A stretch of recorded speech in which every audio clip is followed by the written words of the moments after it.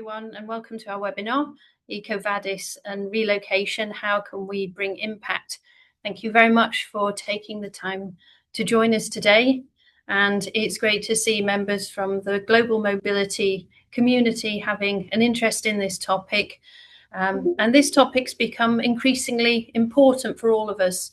EcoVadis has established itself as a key benchmark for ESG performance across our industry, and we're seeing it come up more frequently in client requirements, RFPs, supplier evaluations, and procurement processes.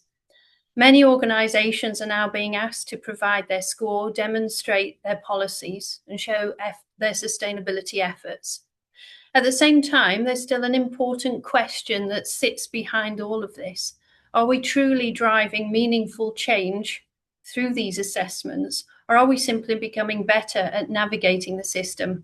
This is exactly what we'll be exploring together during this webinar. I'm just going to share my screen and give a quick overview of ATMA before we proceed.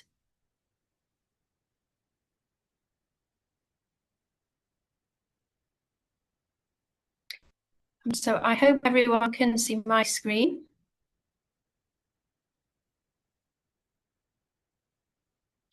Can I just check everyone can see my slide? Not yet, Kolly. Okay, sorry.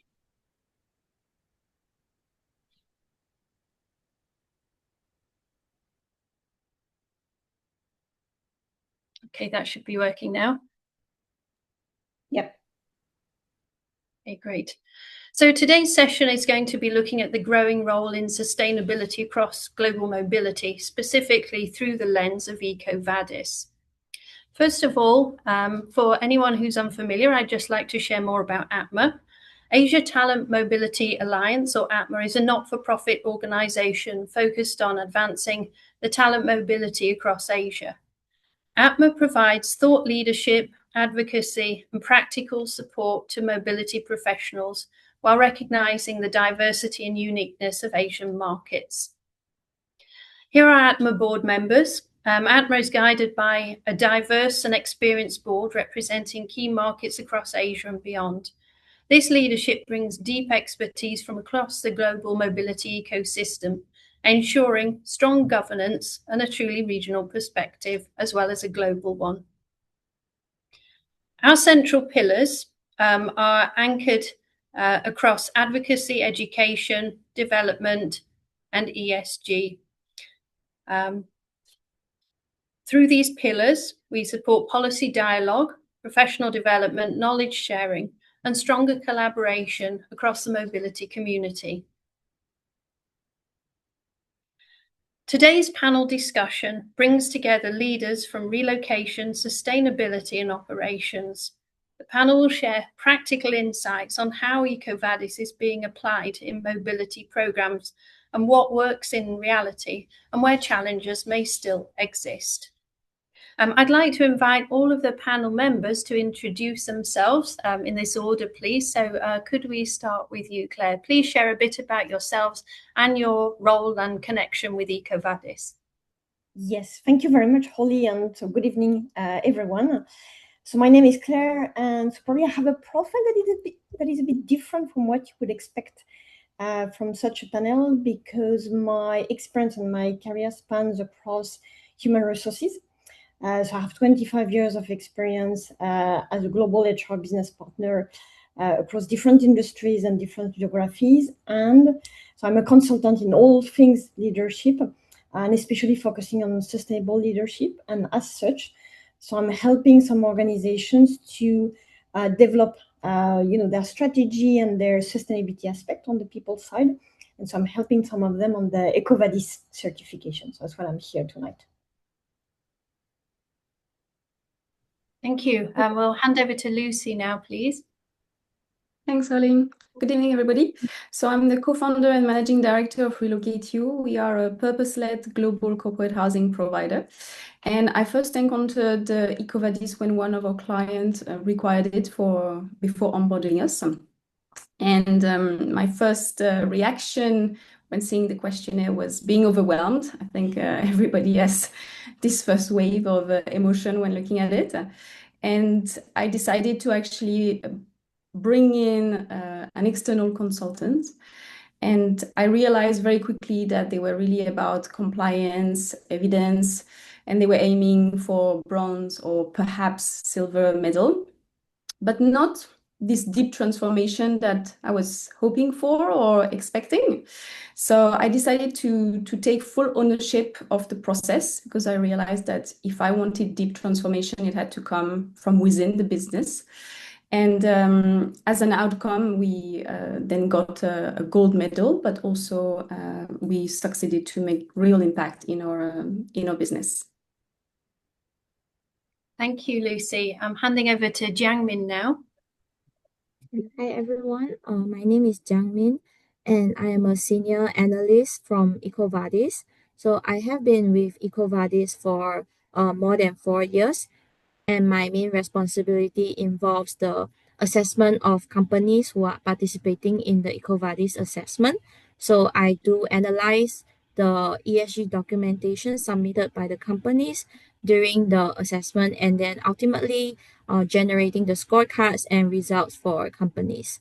So I'm really happy to be here today, being able to have a discussion with everyone, and also maybe I can gain more insights from the company's perspective on how their experience on the EcoVadis assessment is like, and also maybe from my side I share more insights as an assessor to everyone who is attending the panel today. Thank you, Jiangmin. And passing over to Sanjala now, please. Thanks, Holly. Hi, everyone. I'm Sanjala Hari. I'm from Schneider Electric and from Schneider Electric's advisory service, which is the advisory arm of Schneider Electric. And what we do is we advise companies, several companies, on ESG and sustainability. My role is I lead the teams in Southeast Asia and East Asia on all our consulting delivery services. How are we advising companies on EcoVadis? We are the accredited partners of EcoVadis, and we support several companies to report on EcoVadis by training them, advising them on how they can report, how they can strategize for improvement, and also improve their scores. So super excited to be part of this panel, and thank you, ATMA, for inviting me. Thank you so much, everyone. Thank you, Sanjala. Finally, by way of introduction, my name's Holly Naylor, and I'm the Director of Operations and Sustainability Officer with Relo Network Asia. I will be your panel moderator for this evening. I've been responsible for our EcoVadis submissions directly at Relo Network Asia over the past 2 years. And through that process, I've seen firsthand that EcoVadis is not just about uploading documents and working through policies. It really forces you to think about what you're actually doing as a company, where your gaps are, and whether your actions can be evidence, and how you can make a real positive impact through your business operations. A big part of my work has been focused on improving our carbon footprinting methodology and making sure that whatever we submit to EcoVadis is credible, measurable, and transparent. One of the key learnings I find is that you can't just say that you're doing something. You need to be able to demonstrate your impact very clearly to all your stakeholders. I also recognise that not everyone joining today or listening into the recording would be directly involved in EcoVadis. For some, it may be handled by a head office in another location, and for others, it may be quite new or still be an area of interest. So today, we hope to keep this discussion very practical, honest, and relevant, whether you are just starting out on your EcoVadis journey or whether you have some experience. So I'll stop sharing my screen now so everyone can see us. And I will begin with the questions to our panelists. First of all, I would like to begin with the question. I will ask Jiangmin and then Claire. So firstly, for companies who are newer to the process, what is EcoVadis, and where should they begin when they are preparing for their first EcoVadis assessment? So Jiangmin, could I ask that question to you first, please? Yes, thank you, Holly. So to just give a brief introduction on EcoVadis, so we are basically a ESG rating company that provides that assess companies on their 4 pillars of sustainability, so environment, labor and human rights, ethics, and sustainable procurement. And for each of these themes, we will be assessing on 7 different indicators. So we assess their policies, their measures, endorsements, certifications, reporting, and also some external stakeholder news on the company.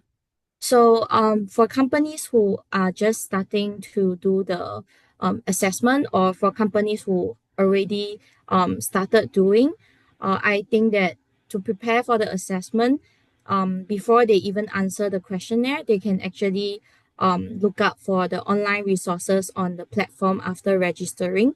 So there are online documentations that can guide them, like the document guide, to tell them the eligibility requirements for the documents which they are submitting, so they can learn what are valid documents and what are documents that we consider as invalid for the assessment. And also it will also provide some guidance for maybe if companies are submitting parent level information or subsidiary level information. So inside the document guide, they will know that for parent level, they might not we might not be fully crediting information like reporting, because it's at parent level and not granular enough to show the impact of the entity being assessed. And then another useful documentation will be like the scoring principles. So scoring principles will let the companies know how do we score the assessment. So for each of the indicators, policies, what's the weightage? And then how do we define policy? So the definitions and also the requirements are actually stated in all those online resources. And other than that, we also have some how-to guides on guiding companies who are lost on they do not know how to write their policies or reporting. There are some how-to guides on the platform as well. So those are really useful resources that companies can refer to when they are preparing for the assessment.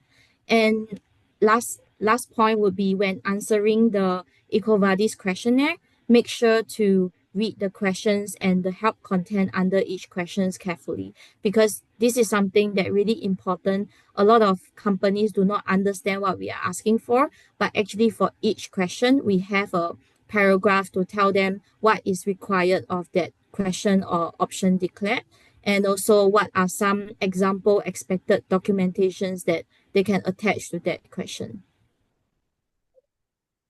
Okay, thank you, Jiangmin. Claire, could I ask you the same question, please? What would be your advice to companies who are preparing for their EcoVadis assessment, particularly for the first time?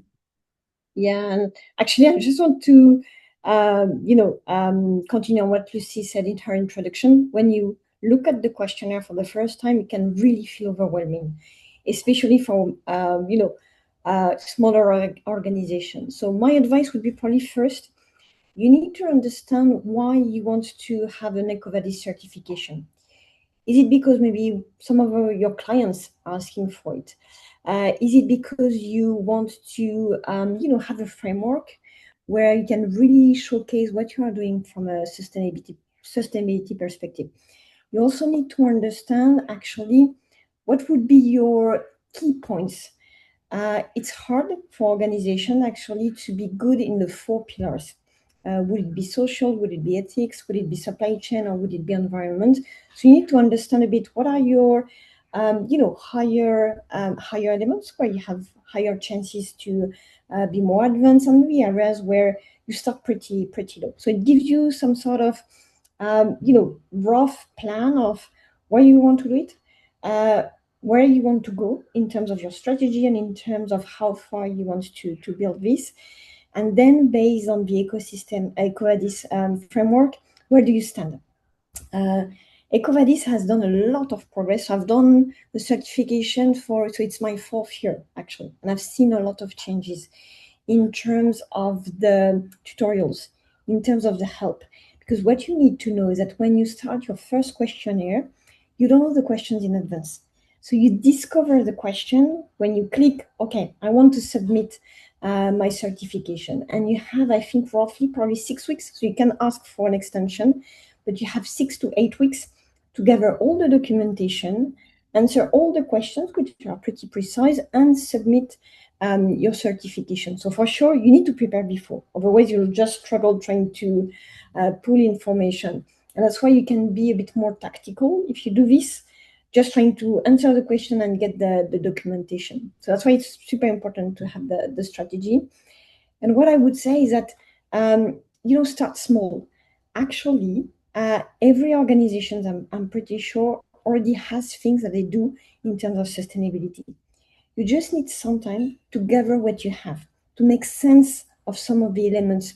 Will be maybe, a handbook that goes towards the, social and human rights element. It could be some agreements that you've signed with suppliers that go on the supply chain.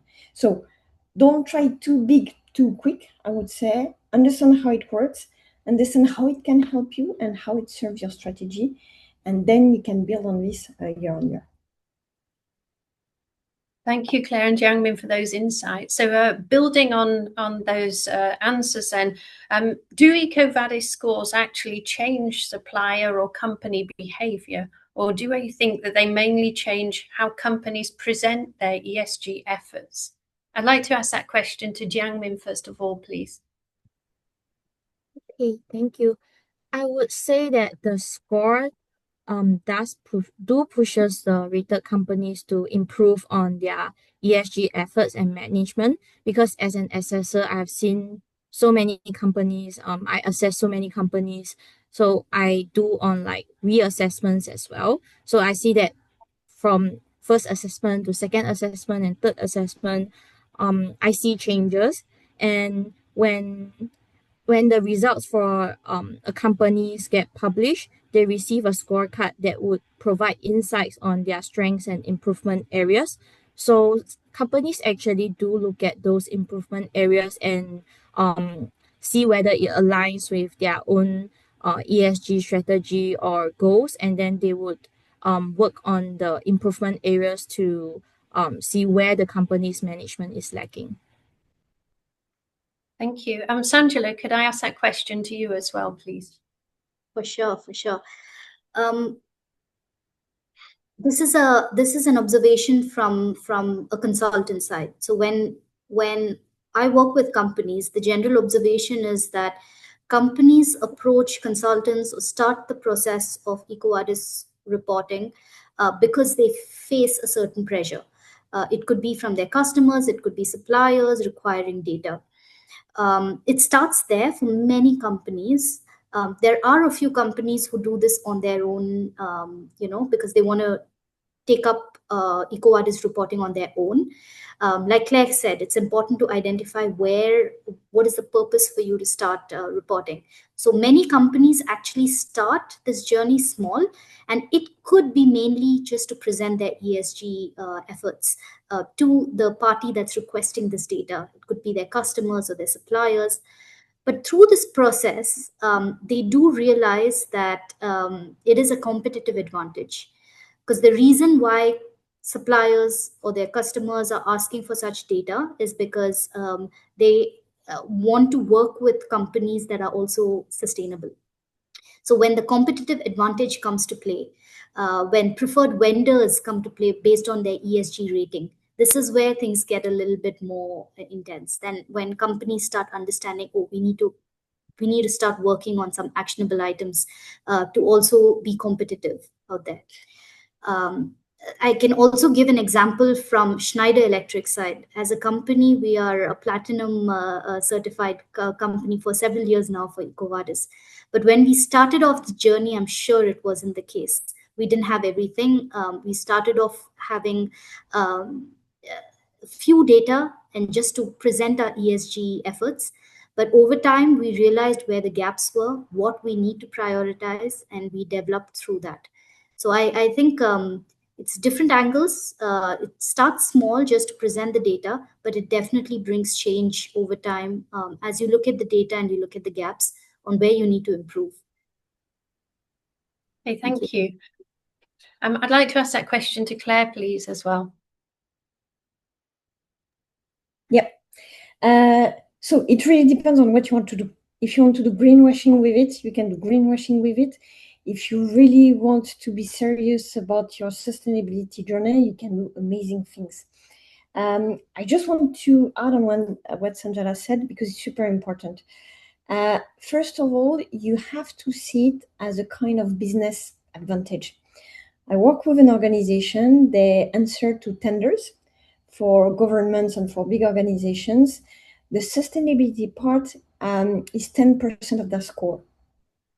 So now you get their attention, because it can be a case where they win the tender thanks to their good sustainability rating, or they lose it because they don't have enough score. And I think, especially with everything that's happening for a year-ish around sustainability, the reasoning behind doing it for the good, because it's the right thing to do, unfortunately, is not enough in the business environment. I'm not sure it has been, but it's less and less. So you need to have the hook about what kind of elements can make you more competitive. And definitely sustainability and EcoVadis can really help organizations to be more competitive, because they can save costs, but also on their business, they can win more business. And I think that's why it's super, super important. Thank you. And finally, can I ask Lucie this question as well, please? Sure, thanks. So like Claire, I would say that it depends on intent and also the leadership, because I believe it can lead to real change if it comes from the top, especially in the first year where you truly embed ESG into business operations, thanks to the questionnaire that helps you through it. But it can be also a tick box exercises for some companies, and they would just focus on compliance, documentation, and evidence, but not looking at how to make a real change. And then you end up with EcoVadis score reflecting how strong their policies are on paper, but not the real impact behind them. So it would then tell you how structured and well evidenced is your approach, but not how transformative or how sustainable your business actually is. Thank you so much, Lucie. So moving on now to the practical realities of actually doing an EcoVadis submission. Some companies obviously are not major corporations, they're smaller companies, and that's true of a lot of the ATMA ecosystem. So how can companies demonstrate real and measurable impact without relying on extensive policies, consultants, or large sustainability teams? Jiangmin, can I ask that question to you first, please? Yeah, thank you. So while policies are necessary for companies to start, because they need to set objectives and targets on material issues which are relevant for them, but to really make measurable impact, company would need to show that they have achieved their objective towards whatever they set through concrete actions. So as an assessor, when we are assessing companies on the concrete actions, we really look for details, and also we look at whether that action is really being implemented. It's not just a plan and say like we will be implementing this in the next 6 months, but when we are assessing, we are not sure whether it has been done. So when we are assessing, we really look at things that have already been done, and then how do you show the impact of the actions that you have done through numbers, through proper ESG reporting, and then you share with internal and external stakeholders. Thank you. I'll hand over to Claire now, please. Yeah. So when you look at how EcoVadis is structured, indeed you have the policies, then you have the metrics.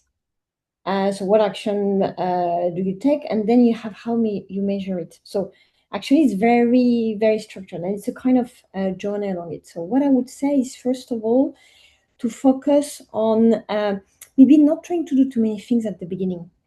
And I've experienced this in the beginning. Sometimes you want to have a lot of metrics, and you have a lot of aspirations. But at the end of the day, you need to think that it's not for 6 months. It's not even for a year. It's a kind of long-term plan. So if you aim very high in the beginning and you can't reach your objectives, after a couple of years, you start to see a drop. And so I'm not behind how EcoVadis is assessing, but I believe that's also something that is reflected on how you would, get your certification. So start not too ambitious, if I can put it that way. Have a long-term plan, but not too ambitious in the beginning. Once again, as I said, gather what you have. I'm pretty sure a lot of organizations have stuff. I would say as well for smaller organizations, I think two things can help. The first thing is to enroll employees, to have more task force rather than having one person whose responsibility is to lead the EcoVadis, certification. Otherwise, you don't engage your people. Don't forget that doing that kind of certification is also a very good way to rally people around a common goal for the organization. So don't miss this point. You can also have people who take smaller parts of the actions and impact that have to happen throughout the year. So do engage people. And the second thing that I'm thinking just for this year, but I do believe it will really, really help, especially for smaller organizations, a lot of things to write for EcoVadis. It's very, very long. And I think something that can help is AI. You have the ideas, you put it in a document, you have it structured well. And actually, I believe it will really, really save time. So once again, it's not about faking whatever, but it's about ensuring that you don't spend too much time writing documents, collating information and really focus on the impact. Thank you, Claire. It's very practical. And Lucie, what are your thoughts, please? So I think in our relocation ecosystem, when you don't have a sustainability team, when people are so busy, consultants are extremely busy with what's happening, it's difficult to perhaps have a committee around it. I would say that number one is to leverage your existing network, people in your network that have sustainability expertise. And we also have a few trade associations who have the knowledge. So do contact them and they can definitely help them. And then from those conversations, you can really build a very simple one-year roadmap that you break into small milestones and really incremental, achievable changes. Don't overcomplicate it, especially if you go through an agency, you might see that you need so many changes, but actually I would say keep it simple and really keep it grounded in what your business can realistically do. Like don't overcomplicate it, but be consistent, like Claire said. Thank you. There's some very helpful tips in there. We'll move on now and look at some gaps and some reflections on EcoVadis.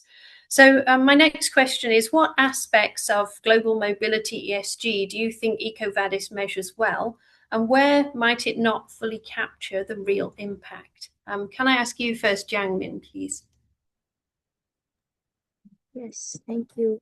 So I think that the assessment is able to capture impactful and useful policies and measures. As I mentioned, that companies do provide very concrete evidence with details, and some of it is like third-party reports, so they are more reliable. So third-party issue or assured reports. So those are information that help us to see how companies really carry out their management, carry out their actions to make sure that the things they do have impact.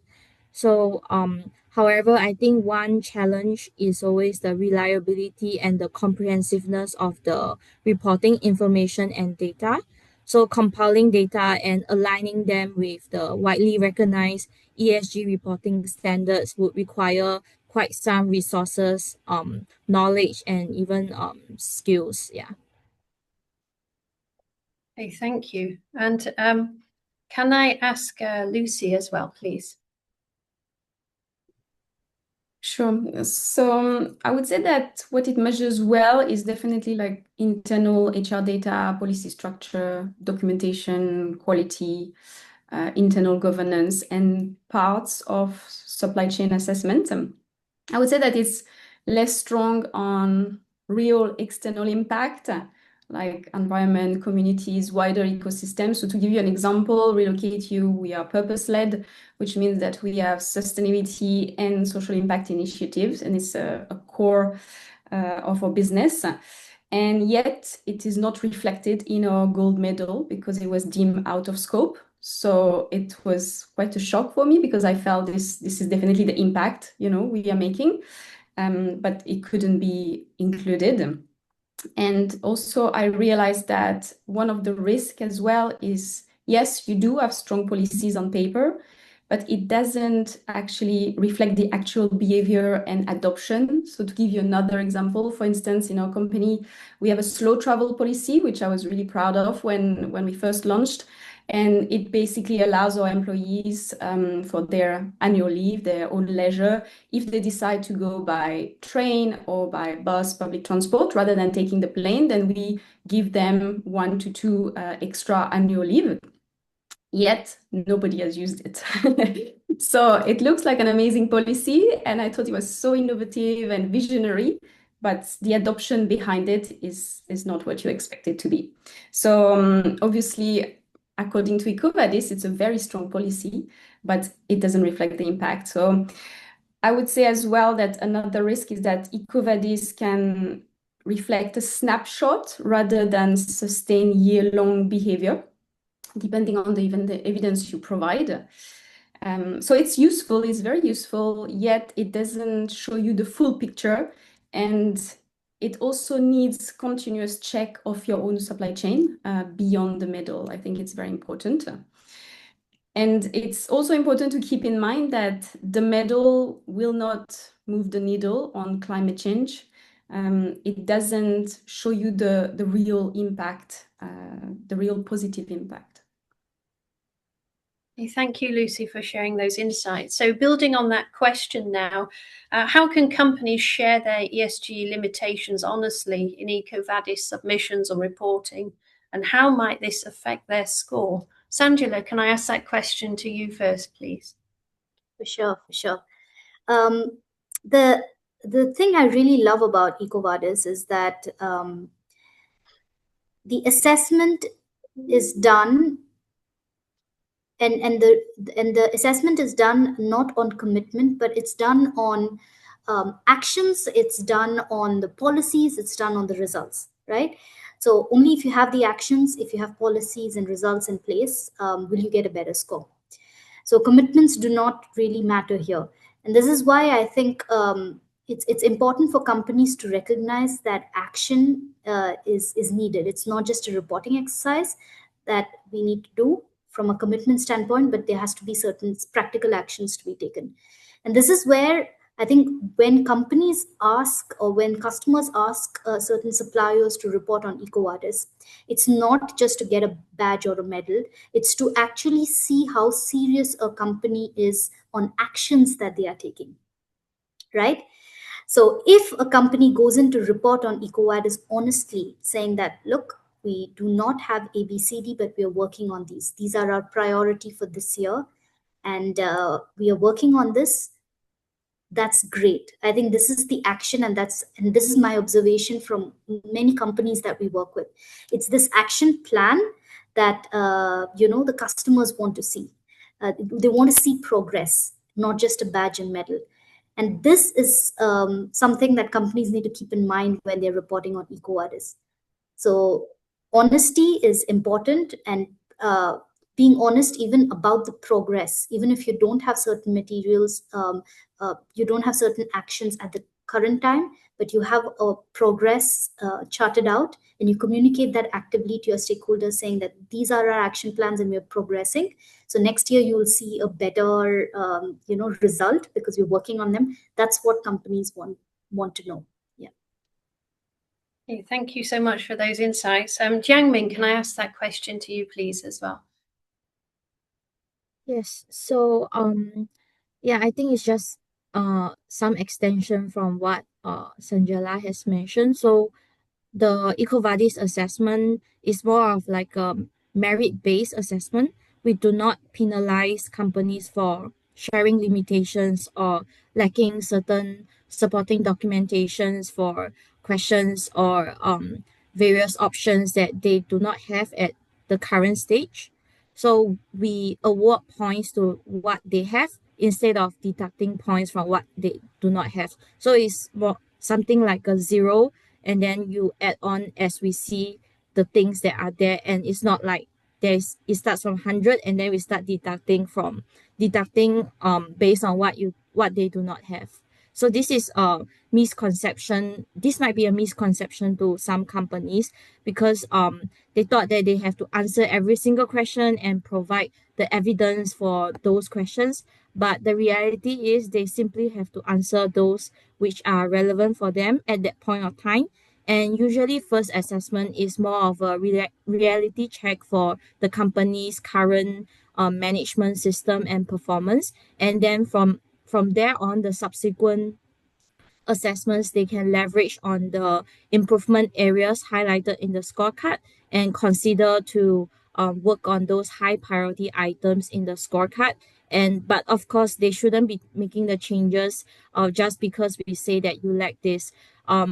They should be taking the action to align with their ESG goals, like what Claire and Lucie has mentioned. Why are they making this change, and why are they making these performance improvements? So it should make sense to them. Okay, thank you, Jiangmin. We're going to shift gears a bit now and look more closely at global mobility and Asian suppliers in particular. So my next question is, what are the unique challenges and opportunities for Asian suppliers in the global mobility space when aligning with both global ESG standards and EcoVadis criteria? I'll ask that question to Lucie first, please. Thanks. So I would say that I'll take our supply chain, for instance, as an example. So for SMEs, we can see in this market very, very tight margins. They see ESG as extra cost. They do not see a short-term ROI on these, and they have very limited internal ESG expertise resources. So if you look at a framework like EcoVadis, they find it very challenging at first. And for larger companies, we see a lot of ESG policies that are defined that are very centralized. So for instance, in Europe and US, but they have not asked the Asian offices to actually help them shape these policies. So when it comes to Asia, offices in Asia are really facing the complexity of having to execute a policy that is not adapted to this market. So they are faced with their reality. So I think there is definitely opportunities, but I would say that progress will depend on the support that SMEs can get. And also for larger companies, the adaptation of their policies to realities. So I think in terms of global companies, if their ambition would need to match the practical reality of things. Okay, thank you. Can I ask that question to Jiangmin as well, please? Yeah, so it's also an add-on to Lucie's point that the market for Asia is not so mature. So unlike the European market, there's no unified regulatory requirements in the Asia region. So companies within this region will have very inconsistent disclosure requirements. So maybe Singapore has one set of requirement, and then other countries have different set of requirements. So in Europe is basically the CS-DDD and ESRS now. So everyone follows like a unified regulatory requirement. And also due to the market immaturity, things like data collection for scope 3 could be more challenging in this market because not all SMEs track and report their carbon emissions. So it becomes challenging for bigger companies who wish to obtain the data from their downstream suppliers. And also because of the lack of regulatory pressure in the region, some companies might not be as motivated to push and build or improve on their ESG management. So I guess the opportunity that I see here is companies can make use of the EcoVadis assessment as a opportunity to or a reference for them to improve on their current management system and also plan for any future actionable implementations. So like what Sanjana mentioned is it could be a competitive and business advantage. Thank you for sharing those insights. That leads nicely on to our next question. So how can large corporations support their smaller suppliers in Asia to build ESG capability rather than simply requesting information and asking about scores? I'd like to ask that question to Sanjala, please.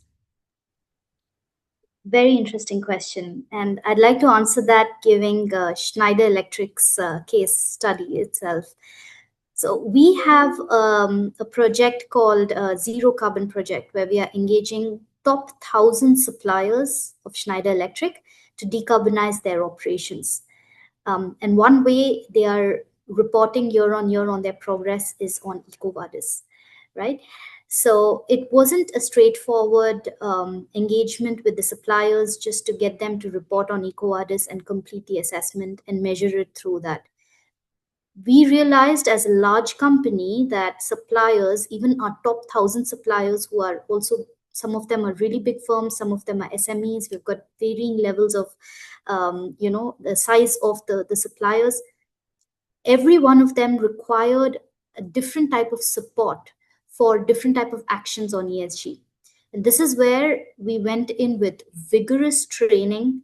We went with extra hand holding for the smaller companies, guiding them on the specific actions they need to take, not just on how they report and what score they get on the EcoVadis platform. That actions is what translates into a better score. So this is what companies need to get in their mind. It's not just a reporting exercise. It's something that goes beyond reporting. It's what you act on that is what gets reported, and that's what translates into a better score. So the action is what is very crucial, and this is where companies struggle quite a bit in different layers. SMEs don't have resources, they don't have the time investment, they are absolutely starting off the journey, whereas larger companies have established teams, but they might not be reporting in the same format as what we are requesting. So there are different challenges that needs to be addressed, and this is where we worked with the suppliers in order to decarbonize and worked on specific actions. The environment side is one, but also on the social, we've got separate targets set, and we've worked with them through different approaches and with different levers. So I think that's what's very important. And this is how larger companies can support smaller companies. What we do in our advisory services is also very similar. So we provide support. And this is where I think companies find it very challenging. There's so much. Somebody mentioned that it's so overwhelming, right? EcoVadis, when you open the questionnaire, there's so many things to fill in.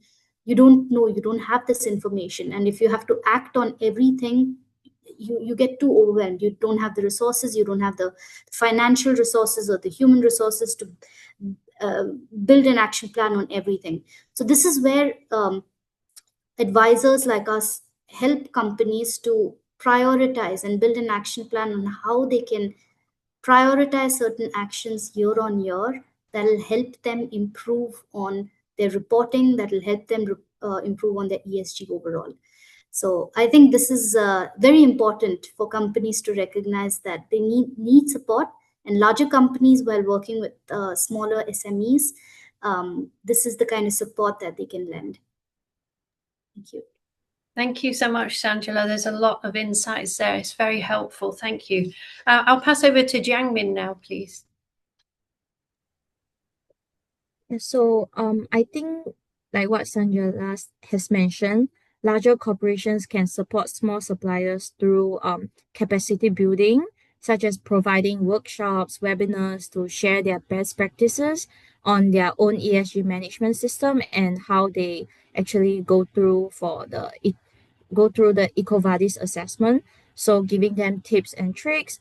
So it's actually is something like what we are doing today. So today we are here to give our insights so that companies do not feel like the EcoVadis assessment is something overwhelming and scary. Actually, it can be something structured, and then it can be something that they have something in mind that they want to focus on and not trying to do everything. I think another thing that large corporations can do is they can also do audits on the small suppliers to help them identify which are the areas that they can potentially improve, because they have better knowledge on management systems, they have better knowledge on ESG. So this is something that they can do as well. Thank you, Jiangmin. That's very practical advice there. Handing over to Claire now, please. Yeah. So probably I'll share an example. I think so once again to build on what Jiangmin and Sanjala said. The first one is trust is super important to help smaller organizations to improve rather than just check if they are doing something or just don't check. And the second thing is really to follow up. And the example that I want to quickly share is this organization I'm working with as their sustainability lead, actually, so they answer to tenders for big organizations, as I said earlier. Some organizations, that big organization, have requests. We want you to, I don't know, do something in terms of social criteria or in terms of supply chain yourself and so on and so on. But they never check. They never have a look whether organizations do something, and they don't help if they don't really comply. And I've seen something very, very different. A big organization, so this organization won a tender, and as part of the project that they won, the big organization asked them that on the project, they do employ people would have challenges with work. So it could be handicapped people, it could be minorities, it could be people who have been away from employment for a long time and were into being reinserted into the workforce. But they didn't only say, okay, we want you to have, 5% of people working on this. They say, how do you plan to do it? What help do you need? Is there anything that we can do to help you ramp up? Is there anything we can do to help you identify what type of mission in this project these people could do? And it changes everything. It changes it from a kind of, oh, it's a requirement and potentially we check or not, to we really want you to do this. And we know it's hard, so we will accompany you. And I think that's what Schneider Electric does as well, which is the only way that it can really accompany smaller organizations, because it's a cost, because it's time, because it's something where most of the time they don't have the maturity in terms of process and in terms of support to do it, to actually do it. Thank you so much, Claire. There seems to be a common theme around support and training for the SMEs here. So that's very interesting. Lucie, can I hand over to you, please? Definitely. So looking really at the relocation industry, I would say handholding is very important. I would move away from large generic webinar and really focus on small interactive workshops that are providing tailored guidance based on supplier reality. I feel a lot of suppliers are very specific question on their business operations, how to improve, make real impact. So I think interactive workshops, and perhaps every quarter select a number of very motivated suppliers willing to make a change. And we see a lot of willingness in SMEs. It's just a lack of clarity and capacity that is stopping them. So that would be my input, that for better ESG outcome, definitely we need to see some investment on supplier support. Thank you, Lucie. So we're moving on now to look very closely at lessons from actual experience from our panelists. So I'd like to ask Sanjala, Claire and Lucie now, from your own experience, can you share a practical example of an ESG EcoVadis gap that your organization has identified, and how did you address it? So I'll ask that to Sanjala first, please. Sure. as an advisor, I can give you the perspective of one of the clients we worked for. I'm not part of Schneider's own EcoVadis team, so not much inputs there. But from an advisory perspective, we get a lot of clients who are starting off their journey or wanting to improve on their actions and then their reporting. So we had one such client 3 years ago. They were a client in India, and they had a bronze medal, and they wanted to improve on their rating. The beautiful thing about this client was that they had the leadership buy-in for improving. So it wasn't just a reporting exercise, but it was genuinely, where can we improve on actions? And we have a budget set for sustainability actions. It's a limited budget, but what can we do with this budget that could also help us improve on our reporting, right? And they needed help to prioritize some of those actions year on year. And this is a client we've been working with for 3 years now. So we started looking at some of the current initiatives in their organization, and we did a gap assessment against what are the requirements of EcoVadis and some other standards out there. And we had a few topics that we brought forward with the management. And we had a really in-depth workshop with the management to help them prioritize top 5. At that time it was around 5 to 6 top actions that they needed to undertake in the next year. And we helped them prioritize how much of budget would that be if you have to put actions. And we helped them with certain action plans or certain action steps that they need to take in order to meet those specific criteria. And voila, in the next year, they had more to report because they had more actions that they had done, that they had undertaken. And of course, they had gradually improved. And now they are, I think they're gold standard, I think gold certificate. So it's a personal achievement even for me to see such clients improving. But I would definitely like to stress that this is a top-down.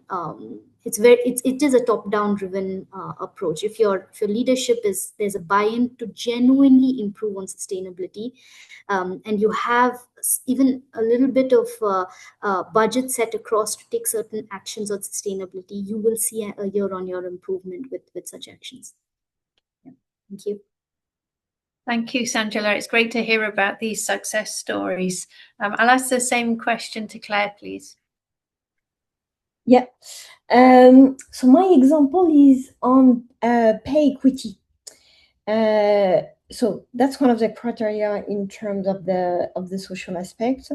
And so this organization didn't pay attention to pay equity. So they have quite a lot of people, a bit more than 150, but they are very decentralized. So everybody in each entity was doing a bit as they think would be the best thing. So there was no intent to offer lower packages or lower promotions to women compared to men, but actually they were not really looking at it.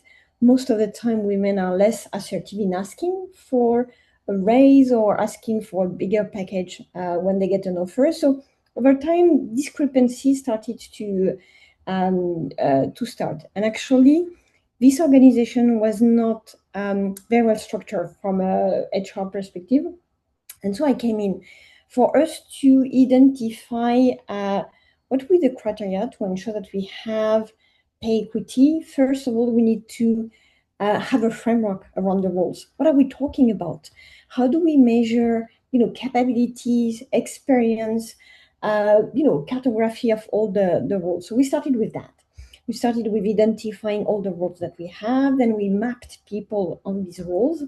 It's taken a long time because it's an organization that was not used to it at all.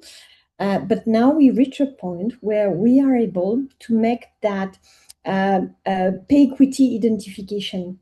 We have a very clear framework. We can say, well, here we have an issue because potentially women at that role are paid 15% less than men. What do we do?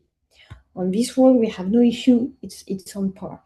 And same, so it was not as quick as the example that Sanjala shared, but actually it comes back to that idea of journey. It comes back to that idea of, for you to reach a point where you want to have good results, where is your starting point? and how do you help incrementally to change things? And so for me, that's something that is very, very important because it goes with diversity, it goes with equity between men and women, and that's something that is progressing. Thank you so much, Claire. So very interesting to hear about these different strategies and frameworks that companies are referring to get to their end goal. I'm just looking at the time now. I'm just going to move on to two final questions now to Jiangmin from an EcoVadis perspective. So Jiangmin, as an assessor yourself with EcoVadis, what trends, common gaps or best practices do you see across companies? And is there anything you could share with us that might apply well to the global mobility industry, please? I think that a lot of companies do tend to perform better in terms of the environment and labor and human rights theme, but often struggle in the sustainable procurement theme because applying the concept of sustainability in procurement is still relatively new and fresh to a lot of companies. So in the past, they're like, I'm just buying stuff, but then they do not think about, oh, why do I need to consider about sustainability?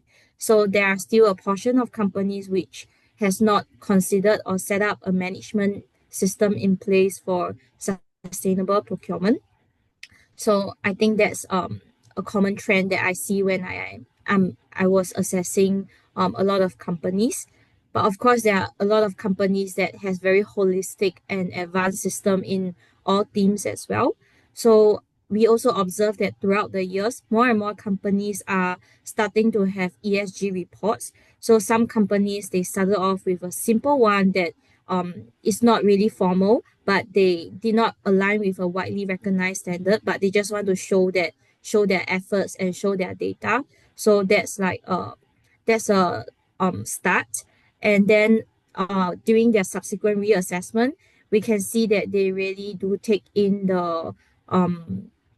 the insights from the improvement area, and then they start to improve on their ESG reporting quality and aligning it with the widely recognized standards like the GRI or SASB, so in the Asia region usually. And in terms of environmental efforts, a lot of companies are also carrying out decarbonization actions. We see a lot of companies are setting their targets through the SBTI, Science-Based Targets Initiative. So platforms like this really allows everyone to see the companies with their targets set and approved, and to maintain their endorsement on those websites, they have to show progress to the organization so that they keep their records there. And when we are doing the assessment, when we see this kind of publicly available policies and targets, we tend to give more credit for that as well because there's more transparency, and also we can see whether companies do uphold uphold their promise on reducing the amount of carbon that they set on their website. Yeah. Thank you, Jiangmin. One final question to you, please, as well. Claire mentioned it earlier, and it's obviously a very hot topic at the moment, but AI. Do you plan to incorporate AI into the EcoVadis platform itself, or do you have a view on the use of AI and its environmental cost? Yeah, so I'm not exactly an expert in AI, but I am aware of the environmental impacts and carbon footprint due to the huge amount of energy and water consumption for AI usage or powering the AI. However, I feel that AI is a tool with huge potential, and the current models are really becoming more and more powerful. I believe that the extensive usage is inevitable as people and organizations use it to automate and improve on their workflows and operations. So I think the key here is really on how we mitigate and how we efficiently use the AI, and using maybe going for the more efficient models as well. So when it comes to whether EcoVadis has plans, actually EcoVadis is already incorporating AI for quite some time. I think it has already been a few years. I think 2 years back, we're already incorporating it into our assessment to help analysts to work more efficiently by having a semantic search, by using AI to create more automated workflows to reduce the time for analysts to handle those data intensive and data heavy tasks. So for example, a document that's like a ESG report that's like 200 plus pages. So now we have tools like Notebook LM. So we will use those tools to help us extract certain informations like targets instead of scrolling through that 200 documents from top to bottom and looking for the targets. So this is just one example of how we have already implemented AI, but there are a lot more initiatives coming out, and then we are also exploring a lot more into the AI because it's the trend now. And also all of the employees are trained in AI literacy and some fundamentals to make sure that we use AI responsibly and ethically. Thank you so much, Jiangmin. We're on time now, but I'll just ask everyone who's dialed in if there are any questions, please, any quick questions for the panelists. If not, or if anyone's too shy to ask, please feel free to email me separately or contact through the ATMA website, and we'll be pleased to follow up on any questions there. I'd like to say a huge thank you to all the panelists tonight for all the fantastic and deep insights that you shared from your varied experience. And I'm sure there are a lot of takeaways here for the ATMA community, and it's been incredibly helpful and insightful. So thank you again. It's been really helpful. I'm just going to hand over to Sean now, the head of our ESG committee at ATMA, to say a few closing remarks, please. Thank you, Holly, and thank you again to the panel. This has been hugely valuable to our community. And we've mentioned it a few times here, coming together as a community to help support, all the smaller, medium-sized companies that maybe don't have the same resources as the big corporates in kind of helping them to reach their sustainability goals, and also to, put in place the right assessment metrics and tools to help them in that journey. So this has been fantastic. Thank you. Just very quickly, if anybody is interested to join us at ATMA or on the ESG committee, please reach out to either myself, Holly, or Lucie. We're always looking for people to help us in our calls. I mean, we're here to kind of help drive the knowledge base and innovation within our industry in terms of ESG utilization. So we do a number of webinars, knowledge sharing, content, workshops to help kind of support our industry. We're always looking for people to help us join the committee and help us drive through some of these projects.